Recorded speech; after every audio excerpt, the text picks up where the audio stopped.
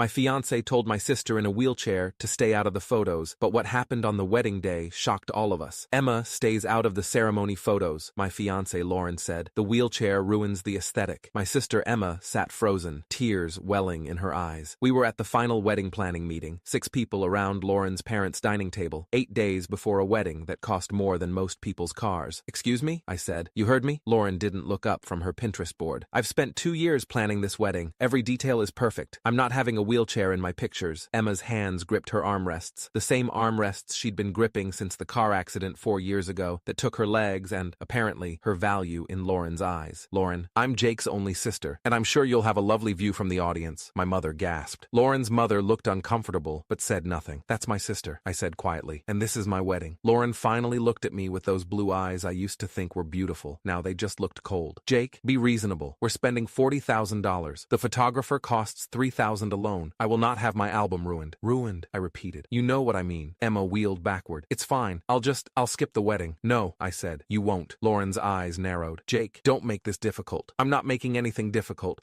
I'm telling you my sister will be in the wedding photos. Then maybe we need to rethink this entire wedding. The room went silent. Even the grandfather clock in the corner seemed to stop ticking. Maybe we do, I said. Lauren laughed. Actually laughed. You're not serious. You're going to throw away 2 years over one photo? You're throwing away a marriage over my sister's wheelchair. God, you're so dramatic. She waved her hand dismissively like she was swatting away a mosquito. Fine, she can be in some photos, the family ones, but not the romantic couple shots, and not the bridal party. Lauren, that's my final offer. I looked at Emma. She was crying silently, trying to hide it behind her hand the way she'd done since we were kids and our father used to yell. Okay, I said. I accept your offer. Lauren smiled triumphantly. Good. Now about the centerpieces. I accept that this wedding is off. Her smile froze. What? We're done. The wedding is canceled. Jake, don't be ridiculous. I'm going home. Emma, let's go. Lauren's mother finally spoke. Jake, let's all calm down. I am calm, I said. Calmest I've been in months, actually. You're making a huge mistake, Lauren said, her voice rising. No, I made a mistake 2 years ago. I'm fixing it now. I stood. Emma wheeled toward the door. Jake, Lauren shouted. If you walk out that door, we're done. I know, but I didn't leave. Not yet. Because 3 weeks ago, something happened that changed everything. Let me back up, because you need to understand how I got here. How I almost married someone who looked at my sister and saw a defect instead of a person. I met Lauren 2.5 years ago at a tech conference in San Francisco. I'm a software engineer at a startup. She worked in marketing at a Fortune 500 company. She was beautiful, confident, ambitious. She knew exactly what she wanted and went after it. At first, I thought that was attractive. Drive, vision, purpose. I didn't realize until much later that what I mistook for ambition was actually control. Emma and Lauren met 3 months into our relationship. Emma was 26 then, still adjusting to life in a wheelchair after the accident. She'd been a dancer before, contemporary, modern, the kind that tells stories with your body. The drunk driver who ran a red light on Highway 101 took that away from her in 3 seconds. Lauren was polite to Emma, friendly even, asked about her physical therapy, complimented her jewelry, all the right things, but I noticed small moments. The way Lauren would position herself when we took photos so Emma's wheelchair wasn't visible, the way she'd suggest restaurants with better ambiance that happened to have stairs, the way she'd talk about our future, travel, adventure, hiking in Patagonia, without ever acknowledging that Emma was part of my life. I told myself I was being paranoid. Lauren was just particular, detail-oriented. It was what made her good at her job. When I proposed, on a cliff overlooking Big Sur, sunset, the whole cinematic production, Emma was the first person I called. I'm so happy for you, she said, but I heard something in her voice, a hesitation. What's wrong? I asked. Nothing. Jake, are you sure? Sure about what? That she loves all of you, not just the parts that fit her aesthetic. I laughed it off.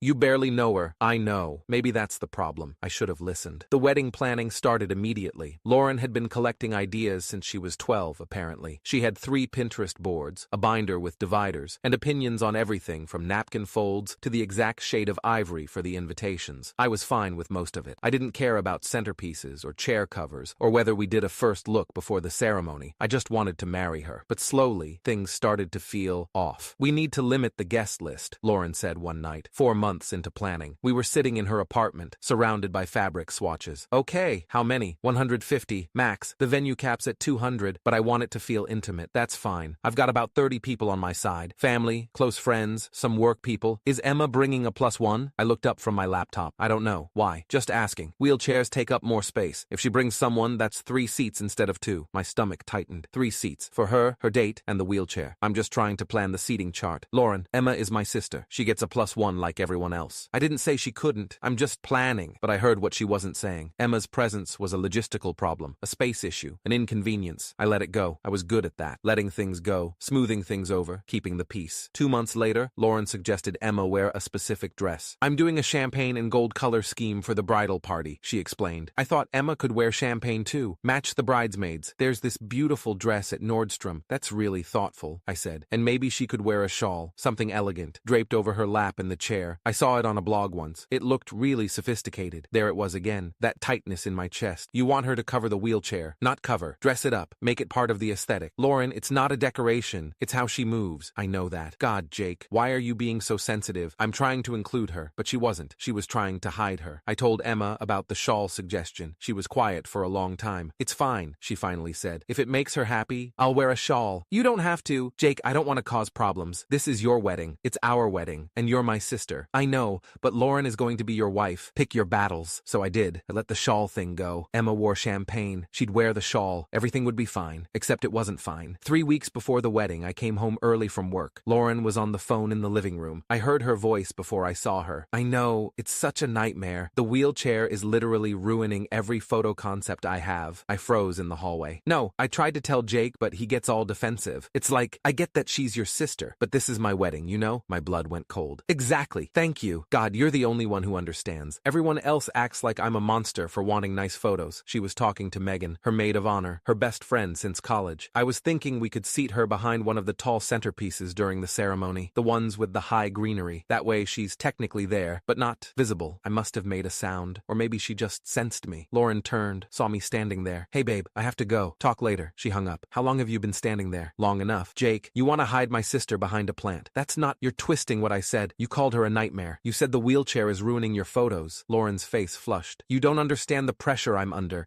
This wedding has to be perfect. My mother's friends are coming. My boss is coming. People from my firm. Everything has to look what? Able-bodied? Professional. Put together. Like we have our shit together. And Emma doesn't fit that image. Lauren's silence was answer enough. I walked to the bedroom, started throwing clothes into a duffel bag. What are you doing? Lauren asked from the doorway. I'm staying at Emma's for a few days. Jake, you're overreacting. Am I? Because it sounds like my fiancée is embarrassed of my disabled sister. Sounds like she wants to hide her. Sounds like she thinks Emma's presence will ruin her perfect aesthetic. I never said that. You said the wheelchair is ruining your photos. What's the difference? I zipped the bag and pushed past her. Jake, wait. Can we please just talk about this? I stopped at the door. What's there to talk about? You made it clear how you feel. I love you. You know that. Do you love Emma? She hesitated. Just half a second. But it was enough. I left. I spent that night at Emma's apartment. She was still up, working on her laptop. She did graphic design from home now, freelance, building a new life after the accident took the old one. What happened? She asked when she saw my face. I told her everything. The phone call, the plant comment, all of it. Emma was quiet for a long time. Then she said, Jake, you don't have to cancel your wedding over me. This isn't about you. It's about her, about who she really is. Maybe she's just stressed. Weddings make people crazy. Stress doesn't make you hide people. Stress doesn't make you see wheelchairs as aesthetic problems. Emma rolled closer. What are you going to do? I don't know, but I can't marry someone who looks at you and sees a decoration error. That night, I couldn't sleep. I kept replaying Lauren's words, the casual cruelty of it, the ease with which she'd suggested hiding my sister,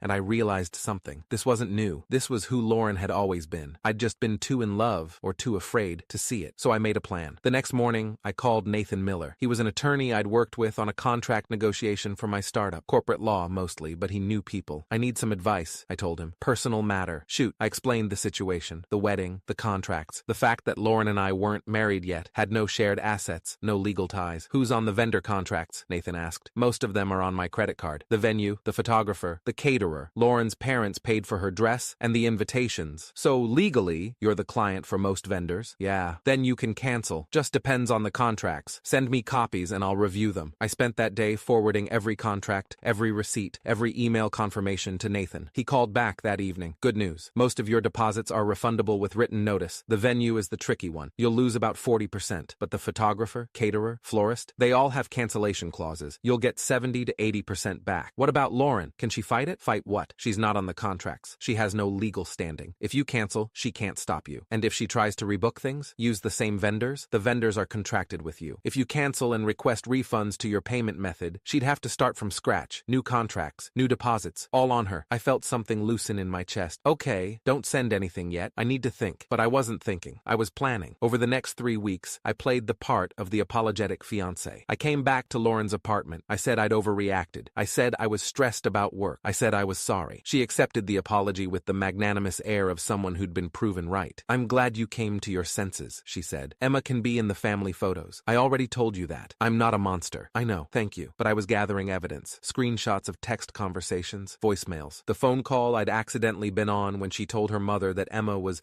bringing down the vibe of the whole wedding. I wasn't planning to use them, not publicly, but I wanted leverage, just in case. Meanwhile, I quietly did 3 things. First, I called every vendor, verified that my name and credit card were the primary on file, made sure Lauren couldn't make changes without my approval. Second, I drafted cancellation emails, professional, polite, ready to send with one click. Third, I prepared a message to all 150 wedding guests, explaining in detail why the wedding was canceled, including quotes, evidence, Lauren's own words about Emma. I saved it as a draft, just in case, because I wanted to believe she'd change, that she'd wake up one morning and realize what she was doing. That love would be enough to make her see Emma as a person, not a problem. But then came the final planning meeting, and she said those words. Emma stays out of the ceremony photos. The wheelchair ruins the aesthetic. And I knew she wasn't going to change. This was who she was. And if I married her, I'd spend the rest of my life watching her erase the people I loved to protect her perfect image. So I made my choice. I'm sending this now, I said, standing in Lauren's parents' dining room. Sending what? Lauren demanded. I pulled out my phone, opened my email, hit send on the message I'd drafted weeks ago. To all wedding vendors, the wedding scheduled for June 15th is canceled effective immediately. All deposits are to be refunded to the original payment source, my accounts. Do not release any funds to Lauren Mitchell. Lauren's face went white. You can't. I already did. Check your email. She grabbed her phone, started scrolling frantically. I watched her face cycle through disbelief, rage, panic. The venue, the caterer, the photographer, they're all copied, I continued. $26,000 in deposits, all coming back to me. That's my wedding, Lauren screamed. No, it was our wedding. Now it's nothing. My parents paid for things. Your parents paid for your dress and the invitations. $3,000 total. Everything else was mine. Lauren's mother looked like she might faint. Her father, silent until now, stood up. Jake, this is extreme. Is it? Your daughter just told my sister that her wheelchair ruins the aesthetic, that she can't be in photos at her own brother's wedding. How would you feel if someone said that about your daughter? He had no answer. You planned this, Lauren whispered, staring at me like she was seeing me for the first time. You've been planning this for 3 weeks since I heard you call my sister the wheelchair problem. Emma stared at me. Jake, you didn't have to. Yes, I did. My phone started buzzing. Confirmation emails from vendors, refund processing notifications, the systematic dismantling of Lauren's perfect wedding happening in real time. Lauren's face twisted with rage and something else, fear. You'll never find anyone better than me. I'm not looking for better. I'm looking for decent. I headed for the door. Emma followed. Wait, Lauren's voice cracked. We can fix this. I'll apologize. Emma can be in all the photos. Please, Jake, I'll do anything. I stopped, turned. Lauren, if you'd said that 3 weeks ago, we'd be getting married in 8 days. But you didn't. You doubled down. You made my sister cry 3 times during planning meetings. You suggested she wear a shawl to cover the chair.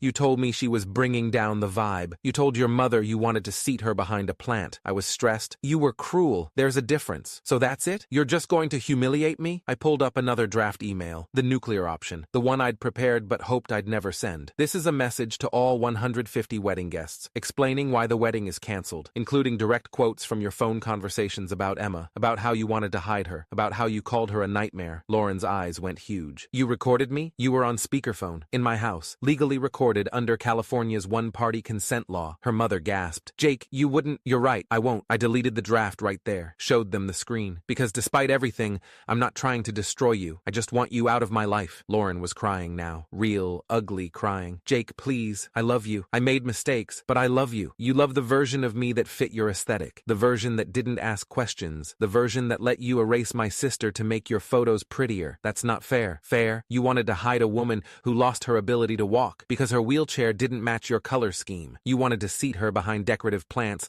like she was something to be ashamed of. And you called that planning. Tell me what's fair about that. Emma touched my arm. Jake, we should go. I looked at Lauren one last time, at the woman I'd almost married, and I felt nothing, just relief. Goodbye, Lauren. Emma and I walked to my car in silence. As I opened the passenger door for her, started the process of folding her wheelchair and loading it in the trunk, my phone exploded. Texts from Lauren's bridesmaids, her mother, her friends. My phone lit up like a Christmas tree with notifications. Megan, what the hell is wrong with you? Lauren's mom, you're making a terrible mistake. She loves you. Lauren's cousin, this is so cruel. She's devastated. I blocked them all, every single one. As I pulled out of the driveway, Emma was quiet, staring out the window. You okay? I asked. Jake, you just canceled your wedding, lost thousands of dollars, ended a 2-year relationship because of me, not because of you, because of her, because of who she chose to be. But look at me. I pulled keeled over, turned to face her. You're my sister. You're family. And family doesn't hide you behind plants. Family doesn't call you a nightmare. Family doesn't see your wheelchair as an aesthetic problem. She was crying. I'm so sorry. Stop. You have nothing to apologize for.